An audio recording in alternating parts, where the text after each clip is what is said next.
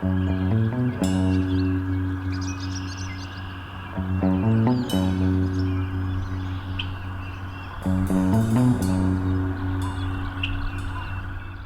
government announcing the next steps in reopening more businesses across the province. Turns out it'll depend on where you live.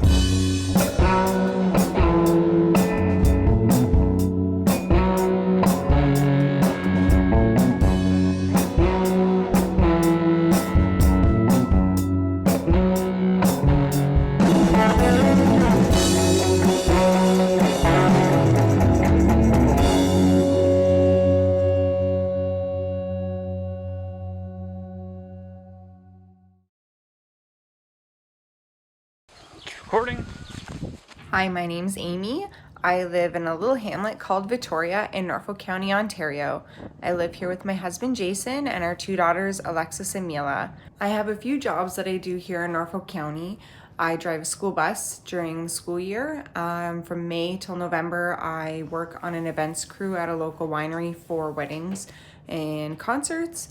And then I also work at one of the local shops in town that sells gifts made by local artisans, and I also sell some of my crafts there too. So when news of COVID-19 came out, I played it off that it wasn't a big deal. Like a lot of people, it was just the flu, you know, you get sick and you get over it.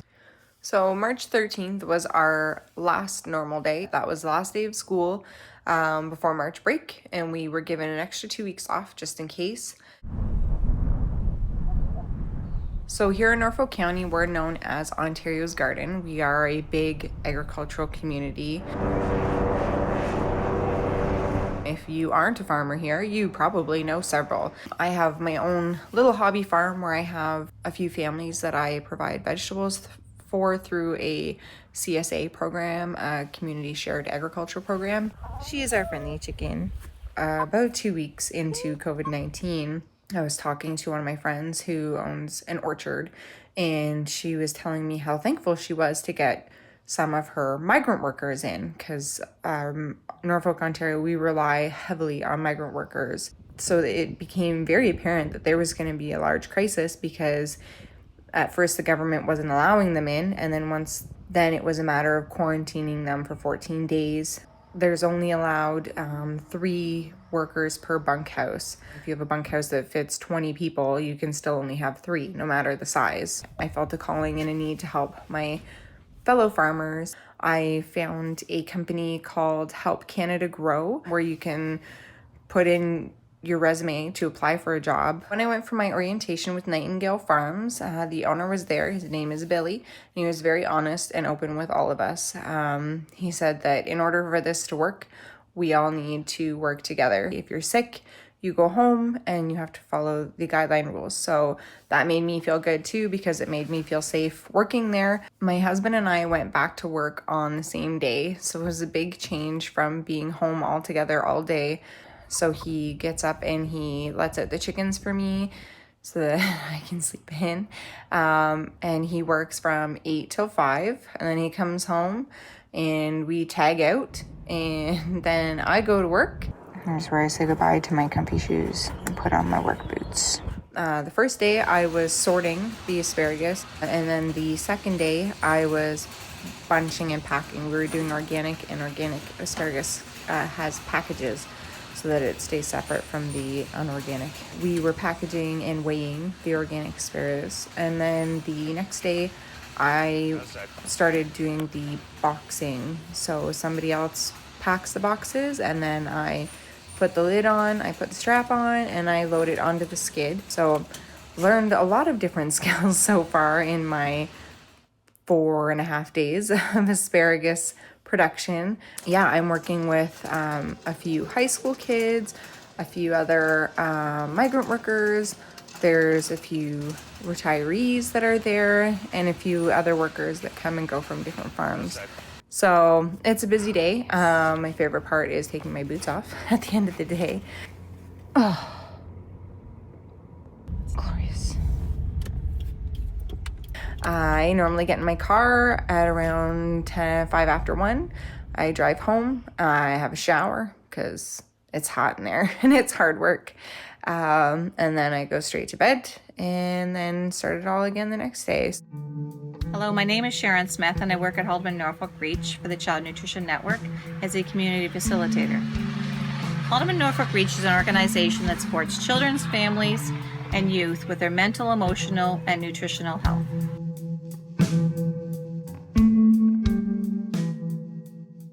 Prior to the pandemic, the Child Nutrition Network was supporting close to 6,000 students and youth in 50 student nutrition programs in Haldeman and Norfolk.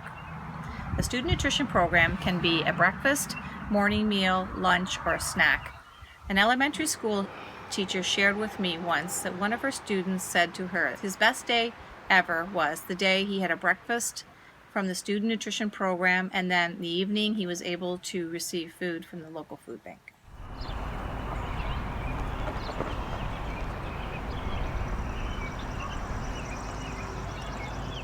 Over a 2-week period, we pivoted and were able to connect with 11 local food banks.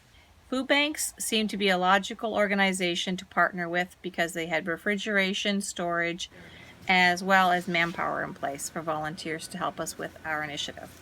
Within a 2-week period, healthy food was getting out to children and youth via the food banks. About this time, we were approached by Church Out Serving, which is a local faith-based organization that works alongside local charities and organizations to provide service to the community, to provide food boxes to families that call and register. Church Out Serving has a number of volunteers willing to deliver healthy food boxes to families in need. Their volunteers allowed us to access rural communities that may have difficulties getting food from the food banks. This transition has been very successful, due in part by the many funding partners, willing volunteers, food banks, and school boards. Without everyone's contribution, we would not have been able to provide students with healthy food as they continue to learn at home. I'd like to end with a quote from one of our food banks. "This change is difficult for so many, and you should all know how much this has eased the strain on local food banks and, more importantly, their clients."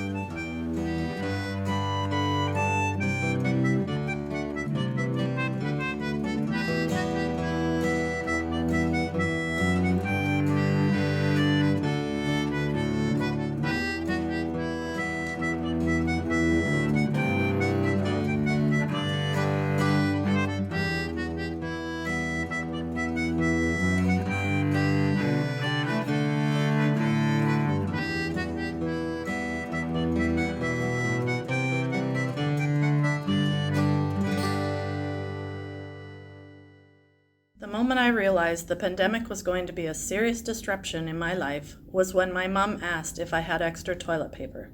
She never runs out of toilet paper. I realized the staple things you normally have no worry about running out of were less available. Shopping was crazy. Limits were forced on products.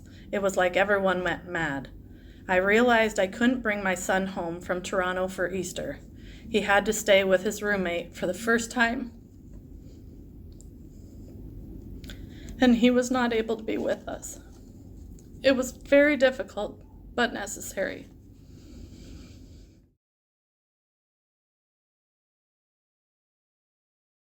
My name is Tracy Berkeley.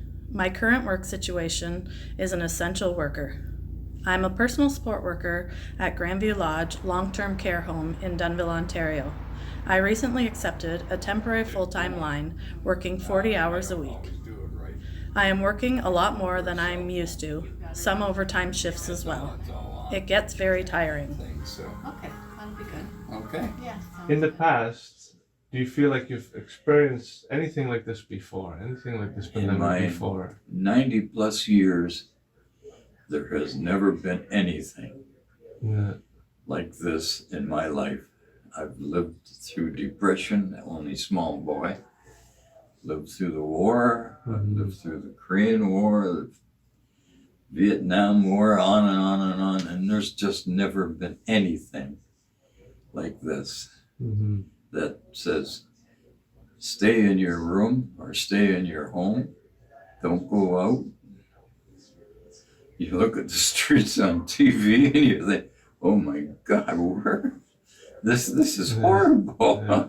I think I recognized It was going to be real serious when you made us all stay in our own area. And we couldn't go anywhere other than our own area. That really shook me. Hi, I'm Jennifer Jacob. I'm the administrator for Grandview Lodge Long-Term Care Home in Haldimand County. Early on in the process, we met with the staff. We had a general staff meeting and we explained what this pandemic meant for our long-term care sector. Specifically to Grandview Lodge, we talked about the things that we had already established and already had in place from an infection prevention and control point of view. We were completely transparent with our PPE supply, which we were fortunate enough that our pandemic plan called for us to have an 8-week supply of PPE on hand, and so we did. That had us starting out on the right foot. And most importantly, at a time when most people would want to step away, now more than ever, we needed them to step up for our residents. And it was heartwarming in that meeting to see the heads. Everyone was nodding as we were talking and discussing. And at that moment, I think is when I knew that we were going to be okay. I think the pandemic has affected how I do my job by me taking more time with the residents, listening to their worries, concerns, and helping them work through missing their loved ones and missing their independence of going out. Oh, let's get them. Yeah, they're out. Come on.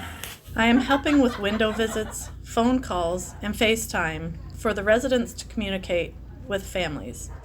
It's been difficult. Staff have arranged for the use of a telephone. I'm a private person and I like to be private when I'm on the phone. But one thing was done. We were able to communicate through the window with one another, and that was the most wonderful day. I get emotional. Yes, it's okay.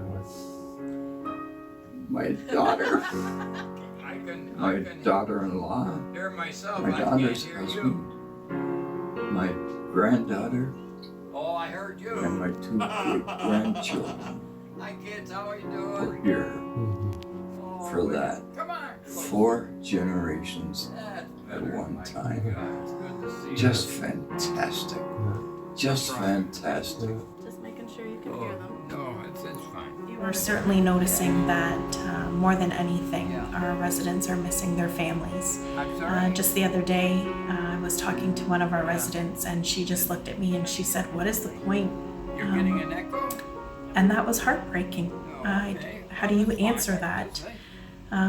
We do the best that we can to make sure that they feel that they're cared for and make sure that they're feeling loved while they're here and making those connections. But we really are looking forward to the day that we can open our doors back up to our families and friends and volunteer base so that the residents can truly get those emotional connections that they crave, just like the rest of us. To be free, to be able to roam in Grandview, to see everyone that I want to see, to do what I want to do within Grandview, and still be protected from the virus.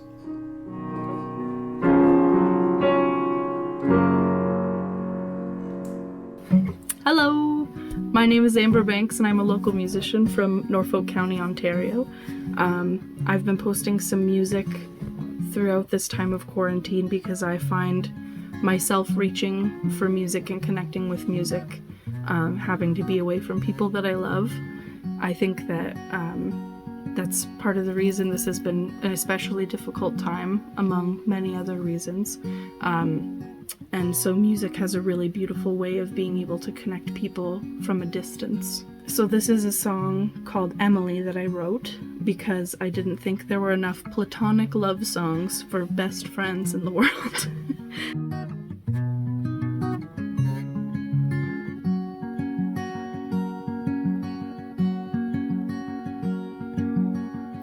giggle is infectious and her smile ignites the room. At times she's so profound that I don't quite know what to do. Her words are quite impeccable and her humanness shines through. My darling girl, my loving Emily.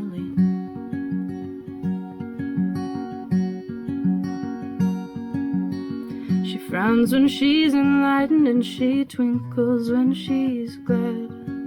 All those who'd pass her by just don't know what they could have had. And she dances when she sings, she is all I'll ever need.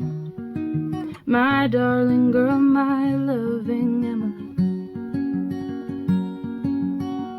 She champions injustice and she hugs away the bad. She's gentle as the snow, but summons hailstorms when she's mad. She has held my hand through everything and makes my heart glow when I'm sad. My darling girl, my loving Emily. Oh, my darling girl, my loving Emily. Oh, my darling girl, my loving Emily.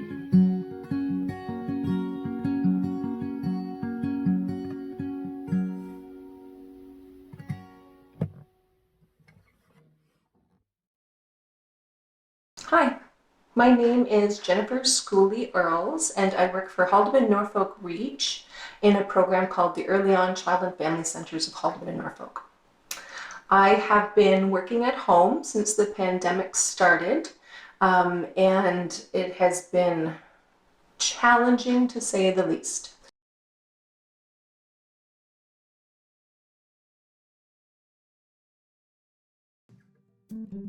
See, before, in my normal life, I guess the pre-pandemic world, part of my job was to be able to travel around to a variety of rurally remote villages across Haldeman and Norfolk and provide drop-in programs for parents and their young children. And then in these drop-in programs, we provide resources for parents, we connect parents to each other, we give parent education, we also do a lot of activities to help with the development of their children and then answer any questions, and we're really a big part of the journey of parenting for a lot of the parents that participate. Since the pandemic has started, we haven't been able, of course, to go out to our programs anymore. And you might think, well, what's the purpose in even having a position like mine continue? And even though at first I was sort of thinking the same thing, like, my goodness, has my job become obsolete since this started? And then I kind of quickly realized that there are a lot of different ways to be able to connect with the parents. You know, like I can't be beside a parent and child and read the body language and really completely understand what they're going through, but I can still connect with them through the virtual world that we're working in.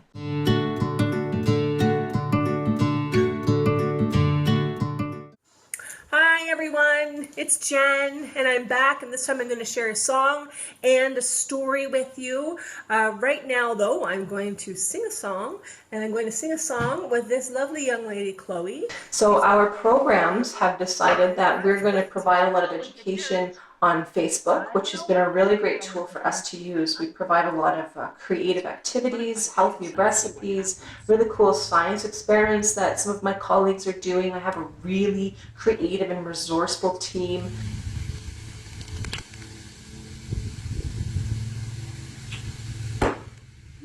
Wow! And on top of that, what's really cool is that now maybe we get to be a bit more vulnerable with our parents, because not only are we showing our professional face when we're working with them, but now they're like looking into our homes. Twinkle, that is a good note for me to start on. Twinkle. No, you're flat, and I'm sharp. I'm flat. Merrily, merrily, merrily, merrily, life is but a dream. Here we go, are you ready, scary version? Yes. Row, row, row your boat gently down the stream. Watch out for the crocodiles, don't forget to scream. Ah! So now instead of sitting in front of the kids and reading a book and singing some songs, we have Zoom circles where parents from anywhere can join us in these Zoom circles, and we can still do our stories and our songs. Something that never would have happened if it weren't for this pandemic starting. Yeah, so life was really busy before, and all of a sudden this kind of put a stop to that. And the ability to be able to just sort of stop and pause and reflect. I mean, that's what the pandemic did to me personally. It gave me the opportunity to really sort of step back and not be as busy.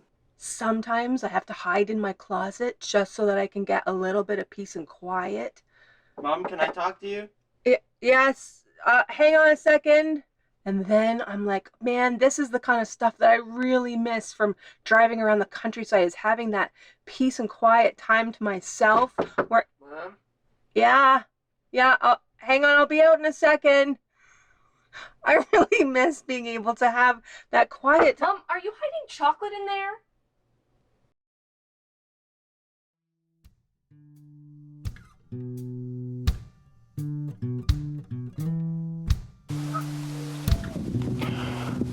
So, you know that feeling you get when you're in an airport and you're waiting for your flight to come in? That's the sort of feeling I started having about a week or two into the pandemic, and then it just kept going. So that's what I decided to write my poem about.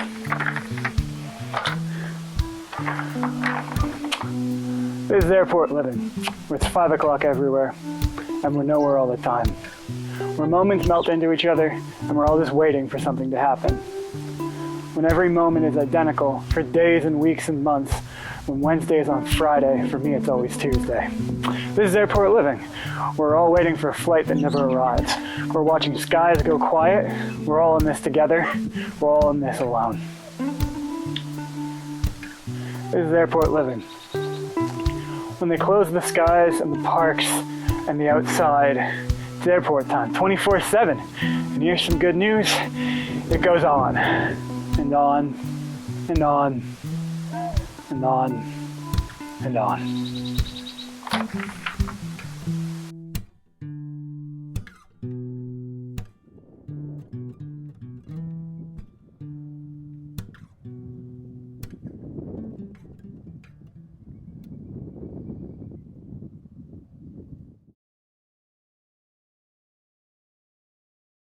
Is anybody out there?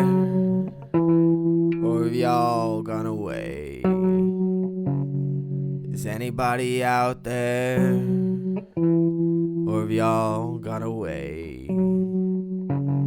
'Cause I know there was a crowd here. I saw it just the other day. Oh, I know there was a crowd here. I saw it just the other day. Are you asleep or you awake? Are you asleep or you awake? Are you asleep or you awake? Are you asleep or you awake?